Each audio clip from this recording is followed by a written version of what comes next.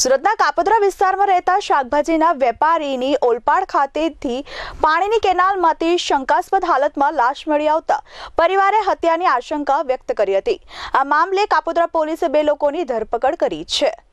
મૂળ બિહારના વતની પ્રમોદ ચૌધરી સુરતના કાપોદ્રા પોલીસ સ્ટેશન હદ વિસ્તારમાં આવેલ હીરાબાગ સ્થિત ખોડિયાર નગરમાં પોતાની પત્ની અને 2 સંતાનો સાથે રહે છે, જ્યારે અન્ય બાળક વતનમાં પરિવારના સભ્યો જોડે રહે છે। પ્રમોદ ચૌધરી કાપોદ્રા હીરાબાગ વિસ્તારમાં શાકભાજીની દુકાન ધરાવે છે। 7મી એપ્રિલના રોજ પ્રમોદ ચૌધરી પોતાની દુકાને હાજર હતા, જે સમય દરમિયાન કેટલાક લોકો ત્યાં આવી ચડ્યા હતા અને 24 કલાકના પ્રમોદ ચૌધરીને ઉઠાવી લઈ જવાની ધમકી આપી હતી।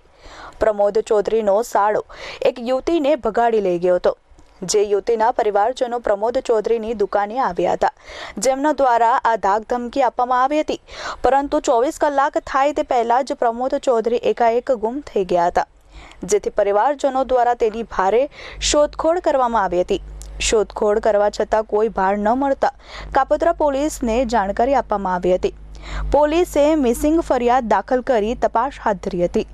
જો કે 7મી એપ્રિલના રોજ ગુમ થયેલા પ્રમોદ ચૌધરીને શોધવામાં મળી નહોતી।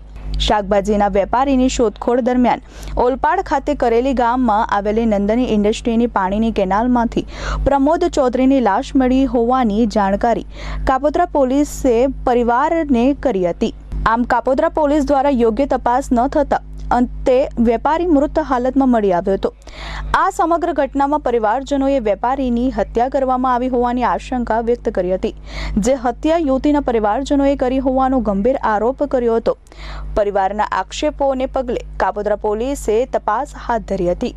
પ્રમોદ ચૌધરીની હત્યા કરનાર આરોપીને શોધવા પોલીસે ટીમો બનાવી હતી। પોલીસે આ ગુનામાં યુવતીના ભાઈ નીતેશ બેઠા અને દીક્ષિત મકવાણાની ધરપકડ કરી છે। પોલીસે નીતેશની પૂછપરછ કરતા સામે આવ્યું હતું કે ધનંજય યુવતીને ભગાડી ગયો હોવાની જાણ પ્રમોદને હતી। નીતેશે તેના ગેરેજના માલિક મોહિત પરવડિયા, તેના મિત્ર કપિલ, જય અને દીક્ષિતને આ બાબતે જાણ કરી હતી। આ તમામે સાથે મળીને પ્રમોદનું અપહરણ કર્યું હતું।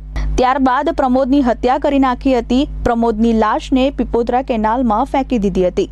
આ ઘટનામાં પોલીસે 2 લોકોની ધરપકડ કરી કાયદેસરની કાર્યવાહી હાથ ધરી છે। ગઈ તારીખ 9/4/2025ના રોજ કાપોદ્રા પોલીસ સ્ટેશન ખાતે આરતીબેન વાઇફ ઓફ પ્રમોદભાઈ ચૌધરી પોતાની એક મિસિંગ કમ્પ્લેન લખાવે છે, ગુમ લખાવે છે બપોરના સમયે કે ભાઈ એમના પતિ પ્રમોદભાઈ ચૌધરી કે જેઓ શાકભાજી વેચવાનો ધંધો કરતા હોય, શાકભાજીની લારી ચલાવતા હોય અને તેઓ ગઈ રાત્રિના 8 વાગ્યાના ઘરે આવેલા નથી અને એનો ફોન પણ લાગતો નથી, એ પ્રકારની એક ગુમ જાણવાજોગ ની જાહેરાત આપતા કાપોદ્રા પોલીસ સ્ટેશન ખાતે એની ગુમ જાણવાજોગ દાખલ કરી, જેની તપાસ હેડ કોન્સ્ટેબલ મહેશભાઈ ચૌધરીનાઓ ચલાવી રહ્યા હતા। એ દરમિયાન આ તપાસ જ્યારે ચાલુ હતી તે દરમિયાન ગઈ તારીખ 14/4/2025ના રોજ બપોરના સમયે કાપોદ્રા પોલીસ સ્ટેશનના સર્વેલન્સ સ્ટાફના માણસોને એવી બાતમી મળે છે કે જે આ વ્યક્તિ જે પ્રમોદભાઈ ગુમ છે, પ્રમોદભાઈ ચૌધરી, એની હત્યા થઈ હોય એવી આશંકા જણાઈ આવેલ હોય। કેમ કે બનાવ એ રીતનો હોય કે પ્રમોદભાઈ ચૌધરીના શાળાએ હાલના આરોપી અમિતની બહેનને ભગાડેલી હોય, એટલે કે જે પ્રમોદભાઈ છે એનો જે શાળો છે એ એક છોકરીને ભગાડીને લઈ ગયો હોય અને એનો ભાઈ શંકાના ઘેરામાં આ કિસ્સામાં આવતો હોય અને એ જે છોકરીને ભગાડીને લઈ ગયો એની પણ missing complaint Kapodra police station ખાતે 1 દિવસ પહેલાં જ હોય અને આ બાબતે એને ધમકી આપેલી હોય એવું પોલીસને જાણવા મળતા એ નીતેશ ગડુભાઈ બેઠા એને કાપોદ્રા પોલીસ સ્ટેશને બોલાવી એની પૂછપરછ કરેલી। પૂછપરછ દરમિયાન એવું જાણવા મળેલ કે 8 તારીખે જ્યારે આ વ્યક્તિ શાકભાજીની રેકડી ચલાવતો હતો એ દરમિયાન આ નીતેશ અને એ નીતેશ જે ગેરેજમાં બાજુમાં જ કામ કરતો હતો, ખોડિયારનગર વિસ્તાર કાપોદ્રાના ગેરેજમાં, એ ગેરેજના જે માલિકો હતા, 4 માલિકો હતા, એટલે પાર્ટનરશિપમાં જે ધંધો કરતા હતા, જેમના નામ મોહિતભાઈ, જયભાઈ, મુકેશભાઈ અને દીક્ષિતભાઈ એવા છે। એ 4 વ્યક્તિ 5 વ્યક્તિ ત્યાં ભેગા થાય છે અને મારી બહેન ક્યાં છે, આ નીતેશે આ પ્રમોદને એવું પૂછેલું કે ભાઈ મારી બહેન ક્યાં છે, તારો સાળો મારી બહેનને ભગાડીને લઈ ગયો છે, તો તને આ વસ્તુની ખબર છે, તું મને દેખાડ બહેન ક્યાં છે। એમ કરીને એ 5 વ્યક્તિ પૈકી 4 વ્યક્તિ એક ક્રેટા ગાડીમાં આ પ્રમોદભાઈને બેસાડે છે। બેસાડી અને એની પૂછપરછ કરે છે કે ભાઈ આની બેન જે એમનો સહભાગી હોય ગેરેજમાં, એની બેન ક્યાં છે એ બાબતનું પૂછાણ કરે છે અને એને ગાડીમાં મારતા મારતા સુરત ગ્રામ્યની હદમાં ક્યાંક લઈ જાય છે અને ત્યાં આગળ એનું મોત નિપજાવી અને પીપોદરા ખાતે આવેલી કેનાલમાં ફેંકી દે છે. આ પ્રકારની માહિતી પોલીસને ગુપ્ત રીતે મળતા આ નિતેશની પૂછપરછ કરતાં નિતેશે એવું જણાવેલ કે જ્યારે આ 4 વ્યક્તિ એ પ્રમોદભાઈને લઈ જાય છે તેના 2 દિવસ પછી એટલે કે 11 તારીખની આજુબાજુ આ નિતેશને એ 4 આરોપી પૈકી એક આરોપીનો એવો ફોન આવે છે કે ભાઈ ત્યાં ગુમ નોંધ પોલીસ સ્ટેશન દાખલ કરાવેલી છે, તો પોલીસ કઈ રીતના શોધે છે, તું ત્યાંનું વાતાવરણ શું છે એ જાણીને અમને કહે.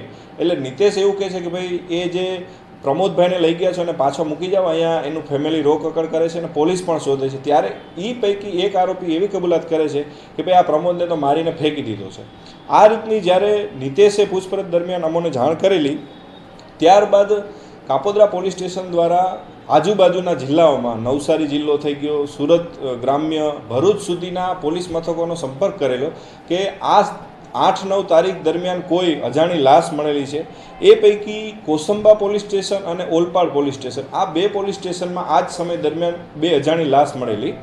એ દરમિયાન જે ઓલપાડ પોલીસ સ્ટેશનમાં જે લાશ મળેલી એ લાશના ફોટોગ્રાફ્સ, વિડીયોગ્રાફ્સ એ ઓલપાડ પોલીસ સ્ટેશન ખાતેથી મંગાવવામાં આવેલા અને જે ગુમ થનાર છે એમના વાઇફને દેખાડવામાં આવેલા.